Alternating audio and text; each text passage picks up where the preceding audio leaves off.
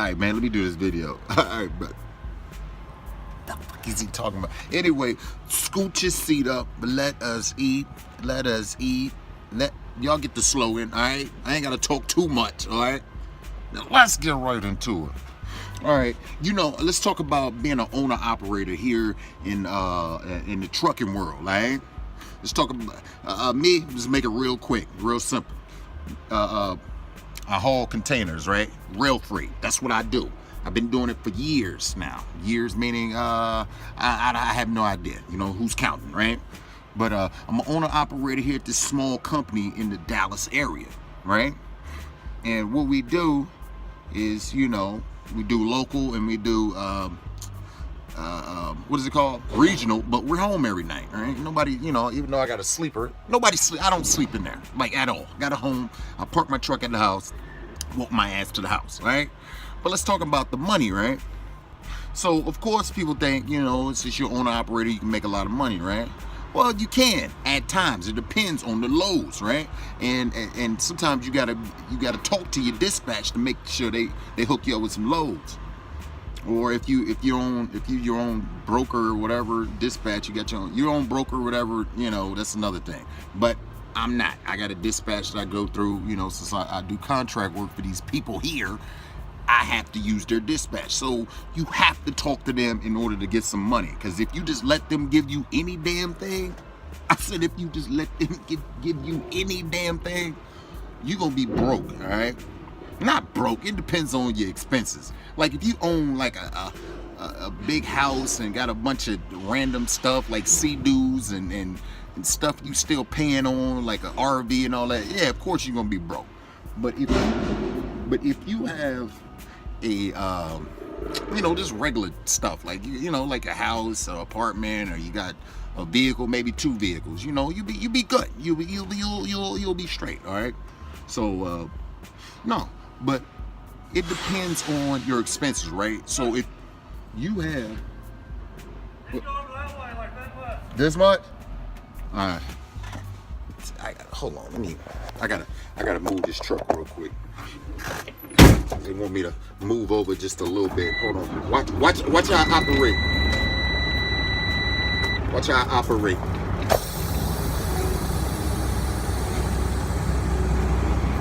Hold on. See the 10 and 2, guys. 10 and 2, guys. I gotta move over just a little bit because dude said I'm a little off. Not in my head, but I'm just a little off on this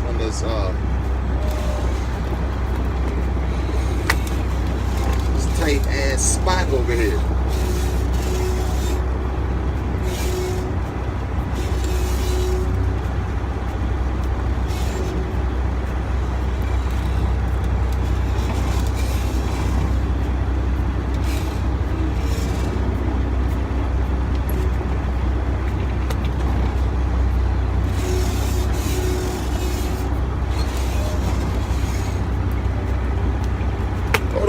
Hold on, man.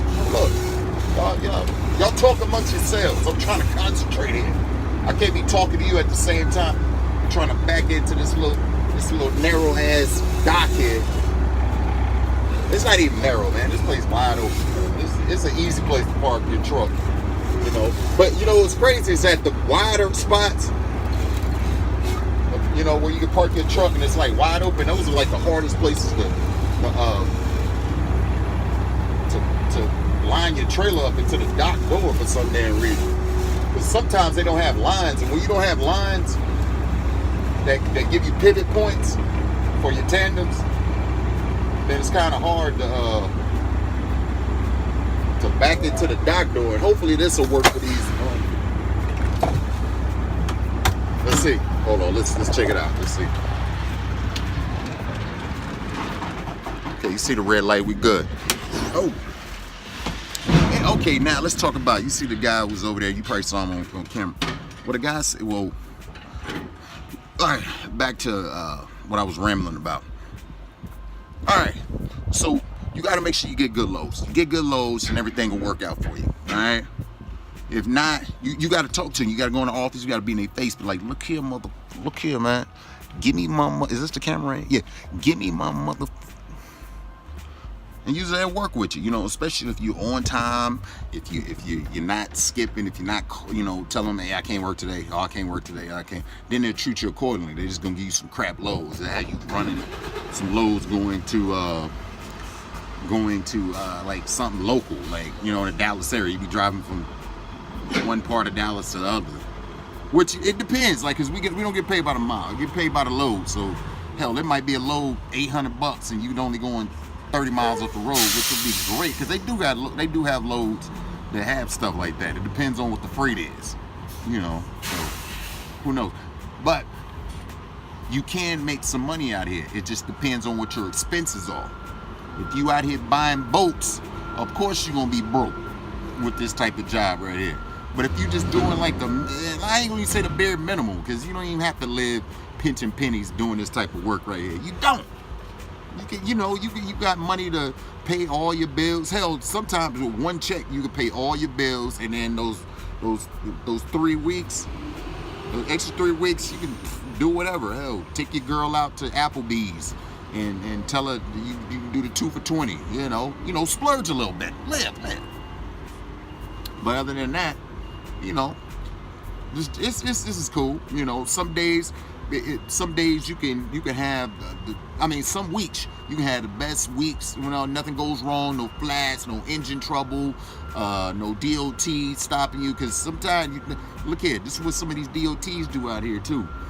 Your weights, your scale, right? So if you overweight on that scale, some states, especially I'm gonna say Oklahoma, these people, like, you gotta pay right there on the spot, and if you don't pay, they keep your load there to come up with the money. So then you have to detach from your trailer, and now you done lost out on $1,000 or whatever, however much money, $200, whatever, however much the load is, you lost out on that money. So, you know, that's wasted. That's money right there. You always gotta have money. You gotta have a maintenance account. You have to have an account for emergencies. Like, you know, for instance, like just like those weigh scales, you gotta weigh out. It depends on what type of loads. Like this place I'm at right now, these are real heavy loads. But as of late, as the past week, it hadn't been too crazy. So, which is great, you know, because usually they just overload you, and you tell these people, hey man, I can't. Look, y'all keep overloading me, and then y'all tell me to go up the street to the truck stop, spend $9 for a scale ticket. And just to come back and tell y'all take the damn pallet off after I told y'all to do it in the first place. You feel me? You get what I'm saying? So yeah, it you get your pros and cons when it comes to this owner operator stuff. You know, you just hope that the whole week, a month of no troubles, like you not having a flat, or your tandem tire not blowing out, or your especially on your truck, you don't want your steer or your drive tire to blow out. Either one of them, because that's money right there. That's $200 off top, you know.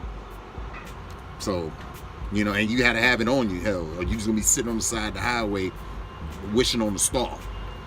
How I wonder what you are. Anyway, so yeah, this, like, if you want to be an owner operator, just make sure that you save your money. You know, just save your money. I know the checks look great at times, but just save your money, all right? Just in case, because sometimes it depends on the loads too. Sometimes you don't have any work, you know. And if you got a girl, you want to make sure she's straight too. You know, you don't want her to think that you know. I don't care how cool your girl is. If you ain't bringing in any revenue, any money, any capital, she's dead. They're gonna be looking elsewhere. So get that straight. No, but it's a lot of money out here. But save your money, and when you start, you know, hopefully if you're doing your own booking, you know what to do. You're booking whatever. If you got it, if you work for a contractor and they doing your dispatch, make sure you stay on their ass about your loads, all right? So anyway, as always, scoot your mother, scoot it, yes sir, scoot it.